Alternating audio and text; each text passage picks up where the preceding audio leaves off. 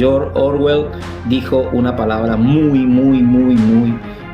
crucial e importante. La historia la escriben los vencedores. La historia la escriben los vencedores. Podemos creer en lo que la historia cristiana, la historia judía, la historia en general, la historia nos ha enseñado, la política nos ha enseñado. Y hay una palabra de George Orwell, dijo una palabra muy crucial e importante. Los vencedores, dicen acá, la historia la escriben los vencedores. Es decir, los vencedores escriben la historia. ¿Por qué?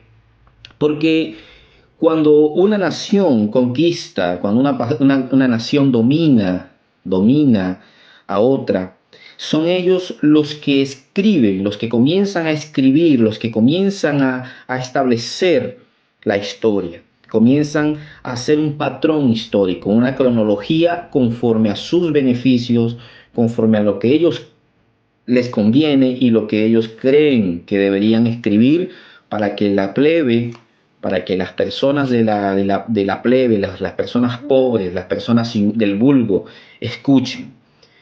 No van a escribir la realidad, no van a escribir los excesos, no van a escribir sobre los abusos que cometieron en las guerras, sino que van a escribir de una manera maquillada para que la plebe, para que el pueblo crea las mentiras y no se voltee en contra de las acciones negativas.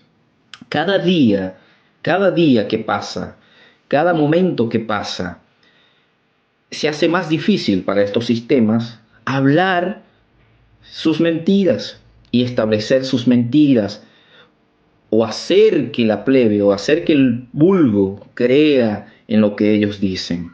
¿Por qué se hace más difícil? Primero y principal, tenemos en la actualidad las redes sociales, tenemos estos medios a donde nosotros podemos comunicarnos, comenzamos a escuchar a otras personas, comenzamos a escuchar otros puntos de vista, no solamente dentro de Sudamérica, sino fuera de Sudamérica.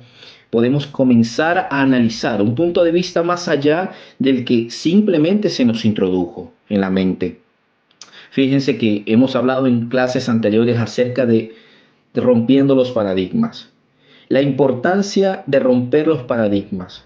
¿Por qué es importante romper los paradigmas? Es de gran importancia romper los paradigmas porque nosotros desde que nacemos hemos sido enmarcados, hemos sido etiquetados, hemos sido puestos dentro de un sistema, hemos sido guiados dentro de un sistema, y toda la información que ha sido depositada en nuestra mente ha sido la información que ese sistema que nos gobierna, que ese sistema que nos guía dentro de nuestra nación, dentro de nuestra iglesia, dentro del sistema religioso, dentro del sistema político, se va a incluir solamente lo que a estos sistemas los favorece.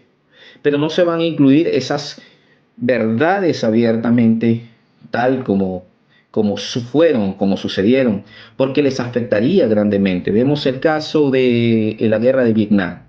En ese tiempo, los abusos terribles de ese tiempo, miles y miles de personas muertas en medio de la guerra, jóvenes enviados a una guerra que no tenía ninguna razón de ser realmente para los Estados Unidos.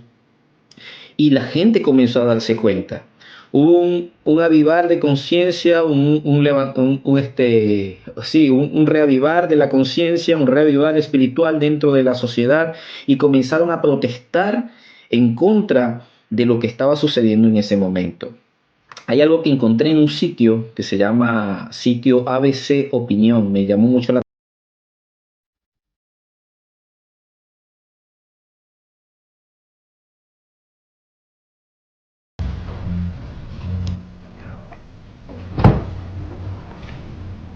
I think all our society is run by insane people for insane objectives. You know, and I think that's what I sussed when I was 16 and 12 way down the line. But I expressed it differently all through my life. It's the same thing I'm expressing all the time, but now I can put it into that sentence that I think we're being run by maniacs for maniacal ends, you know.